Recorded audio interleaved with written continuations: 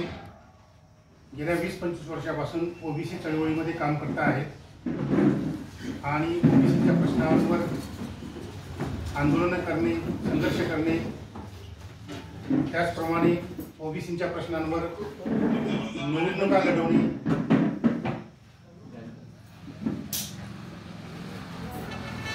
अशा प्रकारे अर्जुनदादा सलगर हे ओबीसी चळवळीशी गेल्या 20-25 वर्षापासून संबंधित आहेत आणि अशा उमेदवाराला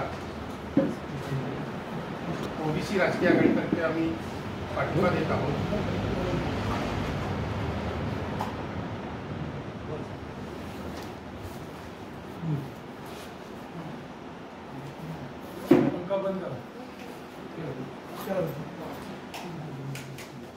शिंदे फडणवीस सरकारने बोलणं बंद करावं, लाईट लावा, काय फोन बंद ठेवून काम करता येतं ना। शिंदे फडणवीस सरकारने ओबीसीचं आरक्षण मराठ्यांच्या खिशात टाकून ते नष्ट केलेलं आहे। जवळजवळ 99% मराठ्यांच्या घरामध्ये खोटी कुणबी प्रमाणपत्र शिंदे सरकारने घरपोच केलेले आहे। त्यामुळे आजच्या घडीला 99% मराठा हे ओबीसी झालेले आहेत खोटं कुणबी प्रमाणपत्र घेऊन। उद्या जर महाराष्ट्रात नोकर भरती सुरू झाली तर उद्यापासून होणाऱ्या सगळ्या नोकर भरतींमध्ये खोटे कुणबी प्रमाणपत्र धारक, खोटे ओबीसी म्हणून मराठा लोक तिथे ओबीसीच्या 27% जागांवर अर्ज करतील आणि ओबीसीचं सर्व 27% आरक्षण ते फस्त करतील। खऱ्या कुणब्याला, खऱ्या ओबीसीला शिपायाची सुद्धा नोकरी ते आता मिळू देणार नाही। अशा परिस्थितीमध्ये हे नष्ट झालेलं ओबीसी आरक्षण जे शैक्षणिक आहे, जे सामाजिक आहे, जे नोकऱ्यांमधलं आहे ते तर नष्ट झालेलंच आहे, परंतु 3 वर्षापूर्वी ओबीसीचं राजकीय आरक्षण सुद्धा इम्पिरिकल डेटाच्या नावाखाली नष्ट करण्यात आलेलं आहे। त्यामुळे आता ओबीसीजवळ राजकीय आरक्षण नाही, सामाजिक आरक्षण नाही, शैक्षणिक आरक्षण नाही, नोकऱ्यांमधलंही आरक्षण नाही आणि अशा परिस्थितीमध्ये हे गेलेलं ओबीसी आरक्षण जर परत मिळवायचं असेल तर ओबीसींच्या स्वतःच्या पायावर उभं राहून निवडणुका लढवाव्या लागतील, ओबीसींच्या प्रश्नांवर निवडणुका लढवाव्या लागतील आणि संसदेमध्ये, विधानसभेमध्ये ओबीसीच्या गेलेल्या आरक्षणावर आवाज उठवावा लागेल। खोटे जात प्रमाणपत्र रद्द करण्याचा कायदा करून जे गेलेलं ओबीसी आरक्षण परत मिळवता येऊ शकतं। ओबीसी राजकीय आघाडीच्या पाठिंब्याने निवडणूक लढवणारे अर्जुनदादा सलगर हे खासदार म्हणून निवडून आल्यावर लोकसभेच्या पहिल्याच अधिवेशनामध्ये भारतभर जी काही खोटी जात प्रमाणपत्र वाटप केली गेली आहेत, दलित, आदिवासी, ओबीसी कॅटेगरीमध्ये सुद्धा ही सगळी खोटी जात प्रमाणपत्र रद्द करण्याचा कायदा ते लोकसभेच्या पहिल्याच अधिवेशनात मांडतील, तो मंजूर करून घेतील आणि अशा प्रकारे ओबीसी, दलित, आदिवासी या सगळ्याच कॅटेगरीचं आरक्षण वाचवण्याचा ते प्रयत्न करतील। त्यानंतर जातनिहाय जनगणनेचा कायदा करतील, जेणेकरून दर 10 वर्षांनी होणाऱ्या जनगणनेमध्ये जातनिहाय जनगणना करणे शासनाला भाग पडेल। तर जातनिहाय जनगणनेचा कायदा करणे, त्यानंतर 50% स्त्रियांना सर्व क्षेत्रामध्ये 50% हिस्सा देणे, त्यानंतर मायक्रो ओबीसी जातींना न्याय देण्यासाठी म्हणजे नावी, धोबी, सुतार, शिंपी या ज्या मायक्रो जाती आहेत त्यांना न्याय मिळवून देण्यासाठी कर्पूरी ठाकूर फॉर्म्युलाप्रमाणे रोहिणी आयोगाची अंमलबजावणी करण्यासाठी कायदा करणे, त्यानंतर स्वामीनाथन आयोगाची अंमलबजावणी करून शेतकऱ्यांना न्याय देणे, गेल्या 10 वर्षांमध्ये कामगारांच्या विरोधात कायदे करण्यात आलेले ते सर्व कायदे नष्ट करण्यासाठी नवा क्रांतिकारक कायदा तयार करणे, अशा प्रकारे शोषित, पीडित, वंचित जातीच्या आणि वर्गाच्या लोकांसाठी काम करण्यासाठी, त्यांना न्याय मिळवून देण्यासाठी अर्जुनदादा सलगर हे प्रयत्न करणार आहेत। आणि म्हणून धाराशिव, उस्मानाबाद मतदारसंघातील SC, ST, ओबीसी आणि मायनॉरिटीज जनतेला आम्ही आवाहन करतो आहोत की ओबीसी राजकीय आघाडीच्या पाठिंब्याने निवडणूक लढवणारे अर्जुनदादा सलगर यांना प्रचंड बहुमतांनी निवडून द्यावे अशी विनंती आम्ही करतो आहोत। एक महत्त्वाचा मुद्दा आहे की ज्यावेळेला देश स्वतंत्र झाला त्यावेळेला पहिल्यांदा जो कायदा केलेला आहे तो कायदा म्हणजे जातनिहाय जनगणना बंद करण्याचा कायदा केलेला आहे, तो काँग्रेसने केलेला आहे. त्याच्यानंतर त्यांनी कालेलकर आयोग, मंडल आयोग याला सुद्धा विरोधच केलेला आहे. आणि आता जे काँग्रेस असेल, उभाटा असेल किंवा राष्ट्रवादी पवार गट असेल, या सगळ्यांनी जरांगे पाटलाला मदत केलेली आहे. प्रत्येकजण तिथं त्यांच्या पेंडालमध्ये जाऊन भेटून आलेला आहे आणि त्यांच्या माध्यमातून ओबीसीवर दहशत टाकण्याचं काम या महाराष्ट्रामध्ये मोठ्या प्रमाणात केलेलं आहे. त्यामध्ये बीडमध्ये ओबीसींची दुकानं जाळलेली आहेत, ओबीसींचे धंदे उद्ध्वस्त केलेले आहेत, ओबीसींच्या नेत्यावर गलिच्छ भाषेमध्ये हल्ला केलेला आहे आणि ओबीसीवर एक दबाव टाकून ओबीसी मध्येच आरक्षण पाहिजे हे बेकायदेशीर त्यांची मागणी आहे.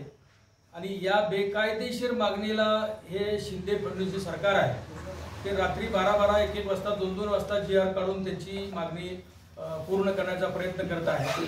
त्या सगळ्या बेकायदेशीर आहेत. कारण मराठा समाज हा आतापर्यंत 8 आयोग झाले यांनी नाकारलेला आहे की मराठा समाज हा मागासवर्गीय नाही. त्यांनी मागास पण भोगलेलं नाही.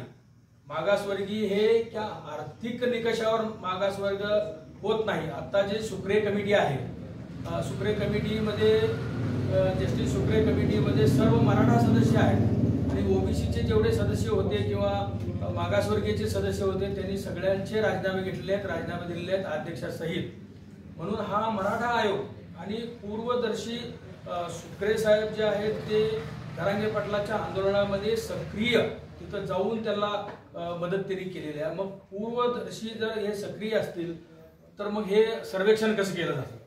सर्वेक्षणामध्ये 150 प्रश्न होते आणि 150 प्रश्न विचारायला कमीत कमी 150 प्रश्नाचे उत्तर लिहायला 1.5 तास लागतो आणि एका माणसाने 50 लोकांचे सर्वेक्षण एका दिवशी केलेलं आहे. म्हणजे हे कसं काय केलेलं ह्याचं काय गणित उलगडत नाही. म्हणजे आणि ज्याच्याकडे गाडी आहे त्याची गाडी नाही लिहिलेली, घर आहे स्लॅबचं नाही लिहिलेलं, पत्र्याचं आहे, काडाचं आहे, कुडाचं आहे, अशी सगळी खोटी माहिती गोळा करून त्याला खोटं प्रमाणपत्र देण्याचा जो प्रयत्न केलेला आहे तो त्यांचा प्रयत्न 10% जादा दिलेला आहे. 50% पेक्षा जास्त 10% दिल्यामुळे ते टिकणार नाही. तर हे सरकार मराठा समाजाचीही फसवणूक करते आणि ओबीसी समाजाचीही फसवणूक करत आहे. तर या दोघांवर इलाज करायचा असेल तर आपल्याला पत्रकार बंधूंना माझी एक विनंती आहे की आरक्षण जर कमी करायचं असेल किंवा आरक्षण मागणाऱ्यांची संख्या कमी करायची असेल तर पहिलं KG ते PG शिक्षण जे आहे ते सर्वांना मोफत आणि सक्तीचं केलं पाहिजे. त्याचबरोबर जो शेतकरी आहे यांनी आता आत्महत्या वगैरे त्यात दाखवलेल्या आहेत, आर्थिक निकष आहेत त्याच्यामध्ये, हे आत्महत्या करू नये म्हणून शेतकऱ्याला वीज, पाणी, खते, बियाणे हे मोफत दिलं पाहिजे. कर्ज पुरवठा हा बिनव्याजी केला पाहिजे आणि त्याच्या उत्पादनाला स्वामीनाथन आयोगाप्रमाणे 50% उत्पादन खर्चाच्या वर हमी भाव दिला पाहिजे, त्याच्या जमिनीच्या किमती धरून, त्याचं व्याज धरून. त्याशिवाय जो आपला मोठा खर्च होतो तो खर्च म्हणजे दवाखान्याचा खर्च होतो. त्यासाठी सर्व दवाखाने ह्याचं राष्ट्रीयकरण करून प्रत्येकाला मोफत आरोग्य सेवा दिली पाहिजे. कोणताही आजार असू द्या, किती पैशाचा आजार असू द्या. ह्या 3 गोष्टी जर सरकारने केल्या तर आरक्षणाचं प्रमाण कमी होईल, आरक्षण मागणाऱ्यांचं प्रमाण कमी होईल आणि या शेतकऱ्याचे प्रश्न सोडवण्यासाठी आपल्या भारत देशामध्ये पावसाचं पाणी जे आहे ते दरवर्षी 1,41,000 TMC पाणी पडतं. त्यातलं फक्त 40,000 TMC आतापर्यंत पाणी अडवलेलं आहे आणि 75,000 TMC पाणी हे हवेत बाष्पीभवन होऊन जात आहे. तर राहिलेलं आणखी 30-40,000 TMC पाणी अडवलं तर सगळा भारत सुजलाम सुफलाम होईल. त्याच्यासाठी नद्याजोड जो प्रकल्प आहे तो प्रामुख्यानं घेतला पाहिजे आणि सिंचनाची जी रखडलेली जी कामं आहेत ती कामं पूर्ण करून या मराठवाड्याला, पश्चिम महाराष्ट्रामध्ये जे पाणी पडते ते सगळं पाणी वळवणं किंवा उत्तर भारतामध्ये पाणीचे किंवा पूर्व भारतामध्ये आसामकडे जो मोठा पाऊस पडतो ते पाणी वाहून जातं, ते पूर्ण पाणी आपल्याला शेतीला जर वळवलं तर हा भारत कधीच सुफलाम सुफलाम होईल. तर त्यासाठी पूर्णपणे जे काम करायचे ते करत नाहीत आणि व्यतिरिक्त कामावर त्याचे पैसे वळवले जातात. आता जातनिहाय जनगणनेचा जो प्रश्न आहे तर त्यासाठी मागासवर्गीय आयोगाने फक्त 500 कोटीची मागणी केली होती आणि मराठा आयोगाला फक्त मराठा समाजाचं सर्वेक्षण करण्यासाठी 360 कोटी रुपये खर्च केले एका समाजाचं सर्वेक्षण करण्यासाठी. तर ही सगळ्या समाजाचं केलं असतं फक्त 500 कोटी मध्ये सगळ्या समाजाचं झालं असतं. तर हे सरकार जाणून बुजून जातनिहाय जनगणना करत नाही किंवा एम्पिरिकल डाटा देत नाही आणि ओबीसीचं सर्व आरक्षण हे वासनात गुंडाळून ठेवण्याचा जो कार्यक्रम केला आहे तर त्यासाठी ओबीसीला सर्व जातीमधील धर्मामधील सर्व ओबीसीला माझं आव्हान आहे, विनंती आहे की आता जे आमचे अर्जुनदादा सलगर हे या उस्मानाबाद लोकसभा मतदारसंघामध्ये उभे आहेत, त्यांना आरक्षण धारकांनाच मतदान केलं पाहिजे. म्हणजे ओबीसीनाच मतदान केलं पाहिजे. SC ST जे आहेत त्यांनी सुद्धा ओबीसीना मतदान केलं पाहिजे आणि प्रस्थापित जे उमेदवार आहेत त्यांना अजिबात मतदान दिलं नाही पाहिजे. कारण संसदेमध्ये आणि विधानसभेमध्ये एक मतानं त्यांनी ठराव पास केलेला आहे मराठा समाजाला आरक्षण द्यावं म्हणून. मराठा समाजाला आरक्षण जर तो मागासवर्गीय असेल तर त्याला हरकत नाही, परंतु मागासवर्गीय ठरतच नाही. 10 आयोग झालेले आहेत. कोर्टात सुद्धा आता 5 मे 2021 साली निकाल आलेला आहे की मराठा कुणबी मराठा हे मागासवर्गीय नाहीत म्हणून डॉक्टर जयश्री पाटील ॲडव्होकेट आणि महाराष्ट्र सरकार यांच्यामधला जो खटला आहे त्या खटल्यामध्ये 5 मे 2021 ला निकाल दिलेला आहे की हे मराठा समाज मागासवर्गीय नसल्यामुळे यांना आरक्षण देऊ नये. पूर्वी पण मराठा समाज हा मागासवर्गीय नव्हता, कारण त्यांनी मागासवर्गीय पण भोगलेलेच नाही. कुणबी हा फक्त कोकणात आहे आणि कोकणातला कुणबी हा अनटचेबल आहे.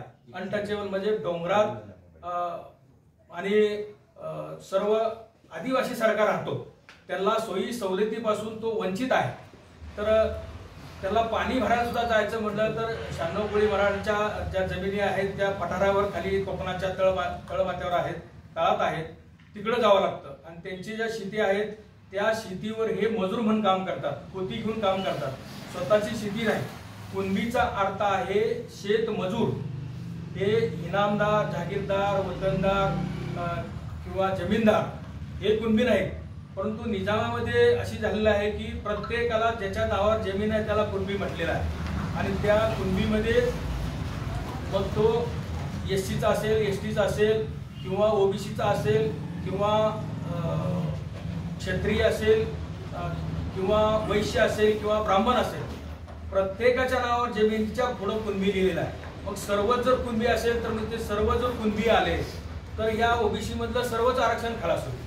आणि त्यानंतर जरांगे पाटलांची आपण लोकसभेच्या अनुषंगाने थोडक्यात माहिती घेऊ. तर त्यामुळं आमची OBC समाजाला जो अन्याय केलेला आहे या सरकारनं आणि मराठा समाजाने जे 160 आमदार आहेत त्यांच्याकडे सर्व सुविधा आहेत, त्या सुविधा असताना सुद्धा ते राजे असताना राजाच आरक्षणाची भीक मागतोय तर प्रजाने काय करायचं. आमच्यावर जो अन्याय केलेला आहे, आमचं जे आरक्षण हडप करण्याचा जो कार्यक्रम चालू केलेला आहे, म्हणून मराठा सोडून कुणालाही मतदान करावं प्रत्येक मतदारसंघामध्ये महाराष्ट्रातील.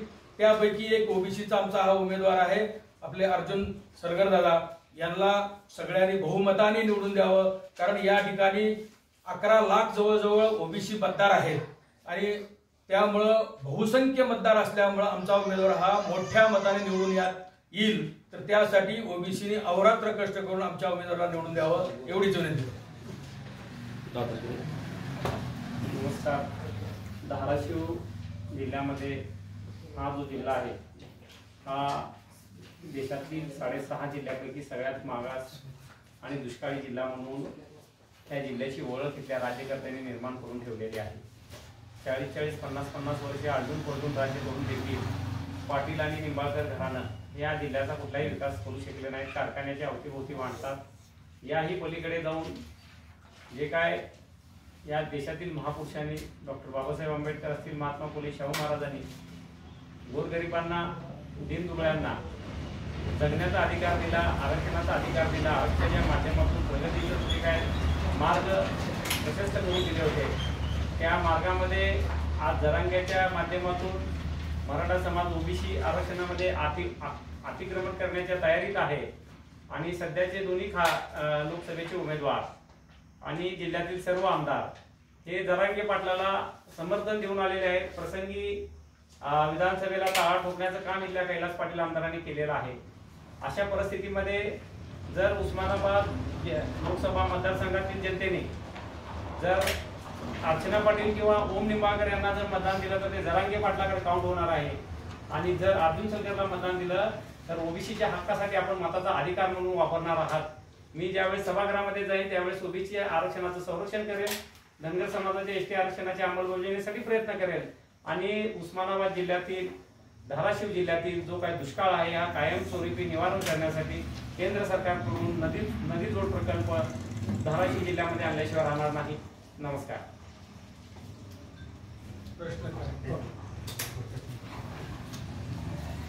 सगळ्यांना राजकीय आरक्षण कुणी कॅन्सल केले? ओबीसीचं राजकीय आरक्षण कुणामुळे गेलं? कुणी काँग्रेस, शिवसेना, राष्ट्रवादी, भाजप हे सगळे जे पक्ष आहेत, अ गट, ब गट, पवार गट, शिंदे गट या सगळ्यांनी मिळून ओबीसीचं आरक्षण काढवलं. कुणी टाकले याची कुणी दखल घेतली?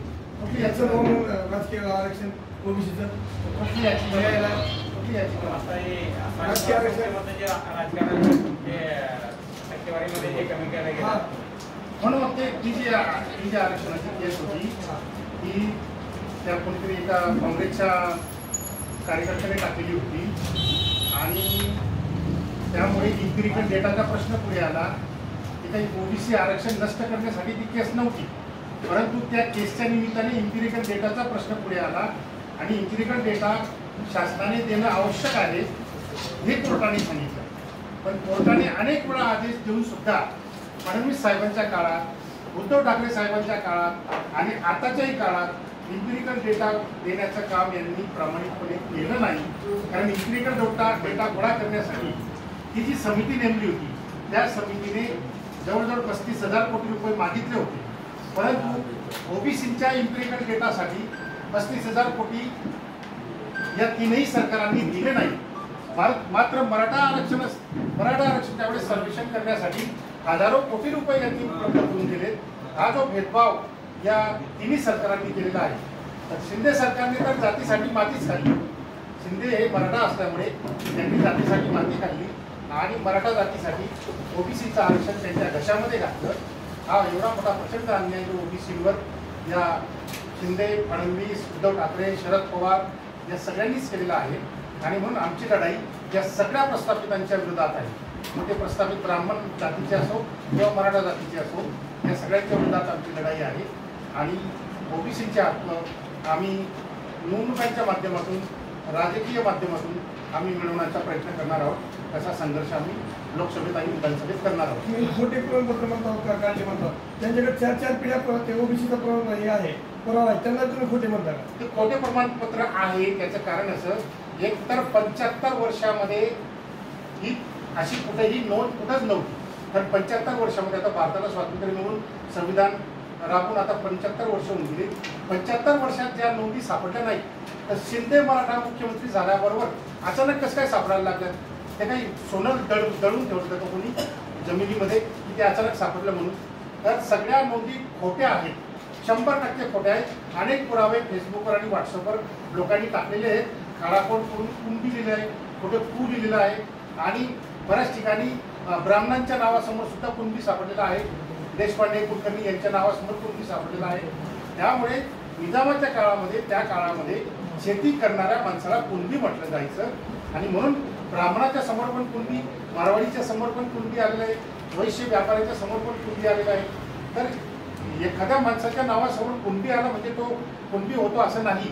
तर त्याच्यासाठी अनेक जो क्रायटेरिया आहे, म्हणजे जेव्हा आपण वैध प्रमाणपत्र करायला जातो त्या कलेक्टर कचेरीच्या त्या कमिटीसमोर कलेक्टर त्याचा अध्यक्ष असतो, तर त्या जात वैधता प्रमाणपत्र करणारी जी कमिटी असते ते 100 प्रश्न असतात तिथं. तर 100 प्रश्नामध्ये एक प्रश्न हा असतो की तुमची कुठं कोणती नोंद आहे का? तर बाकीच्या सगळे 99 मुद्दे सगळे बाजूला ठेवून केवळ कुणबी नोंद सापडली कुठेतरी म्हणून कोणी मनुष्य कुणबी होत नाही, ओबीसी होत नाही. हा साधा कॉमन सेन्स आहे, पण सगळी अक्कल गहाण ठेवून, सगळा कॉमन सेन्स गहाण ठेवून या शिंदे सरकारने जातीसाठी माती खाल्लेली आहे. आपल्या शिंदे सरकार सोबत छगन भुजबळ साहेब आहेत आणि ते ओबीसीचे नेते म्हणतात स्वतः. बरोबर. मग त्यांच्याबद्दल काय बोलणार आपण? नाही, छगन भुजबळ साहेब जरी आमदार असले का मंत्री असले तरी छगन भुजबळ साहेब ज्या पक्षाकडून आमदार आणि मंत्री झाले ते पक्ष मराठ्यांचे आहे आणि मराठ्यांच्या दबावाखाली त्यांना आपलं तोंड बंद ठेवावं लागतं, त्यांचा नाईलाज आहे. नाही, ते तो तोंड बंद ठेवलं नाही, ते तर लढत होते. ते बाहेर सभेमध्ये, पण मंत्रिमंडळाच्या बैठकीमध्ये त्यांना बोलू दिलं जात नाही, विधानसभेमध्ये त्यांना बोलू दिलं जात नाही, पक्षाच्या बैठकीत त्यांना बोलू दिलं जात नाही. त्यांना सांगितलं जातं तुम्हाला बोलायचं असेल तर बाहेर ओबीसीच्या सभा घ्या आणि तिथं जरांगीला 100 शिव्या द्या, ते तुम्हाला स्वातंत्र्य, तिकडे बोला, इकडे बोलू नका. सोयीनं त्यांची भूमिका जाहीर करतात भुजबळ साहेब. हा, मग ते- आपल्या सोयीप्रमाणे मग मंत्रिपदचं टिकवायचं असेल तर, आणि मंत्रिपदाचा राजीनामा पण दिला त्यांनी नंतरच्या काळामध्ये, मंत्रिपदाचा राजीनामा पण दिला त्यांनी. त्यामुळे त्यांना काही मंत्रिपदाची हव्यास आहे असं काही नाही. आणि ते ओबीसीसाठी मग झटतंय का असं, मग ते आहेत कुणाच्या बाजूने, ओबीसीच्या का ह्या सरकार? हे आहेत ओबीसीच्याच बाजूने, परंतु त्यांच्या मागे जे काही खोट्या केसेस लावलेल्या आहेत सिलीच्या, त्या दबावाखाली आणि मराठा पक्षाच्या दबावाखाली त्यांना काही मर्यादा आलेल्या आहेत ते आमचेच ओबीसीचे, पण त्यांच्या मर्यादांचा विचार करतात. ते त्यांच्या जागेवर आहेत, आम्ही आमच्या जागेवर आहोत. मुस्लिम समाजामध्ये पण 35 ते 38 अशा पोटजाती आहेत ज्या ओबीसीमध्ये आहेत, त्यांच्यासाठी तुम्ही प्रयत्न करणार का? आम्ही नेहमीच सांगतो की रोहिणी आयोगाच्या माध्यमातून जसे अवकडं असे 4 गट केले जाणार आहेत, रोहिणी आयोगाच्या माध्यमातून आमची मागणी आहे की त्या रोहिणी आयोगाच्या मध्येच एक ओबीसी मुस्लिमांचा एक वेगळा गट करावा आणि त्यांना वेगळं आरक्षण द्यावं, ही आमची मागणी फार पूर्वीपासूनची आहे. परंतु यांचंच काही होत नाही तर त्यांच्यापर्यंत काही जात नाही आणि आपल्या मर्यादा आहेत. आपण काही आमदार खासदार सत्तेत नाही. आम्ही ज्या दिवशी सत्तेत येऊ, अर्जुनदादा सलगर ज्या दिवशी खासदार होतील त्या दिवसापासून लोकसभेच्या पहिल्याच अधिवेशनात, पहिल्याच आठवड्यात या सगळ्या गोष्टी ते विधेयक स्वरूपात मांडणार आहेत. त्याच्यामध्ये मुसलमान समाजाला सुद्धा न्याय मिळण्याच्या दृष्टीने विधेयक आमचं तयार आहे. ते खासदार होण्याची वाट बघताय.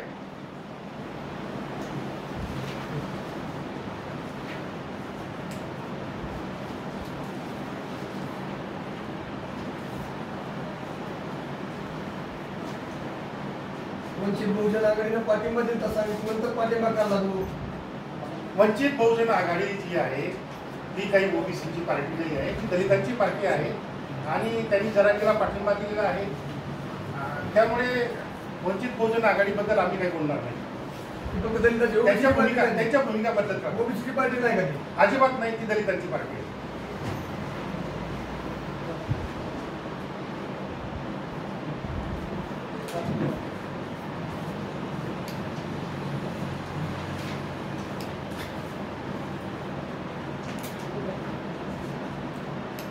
बंच, मला बंच दाखवा ना एक दादा.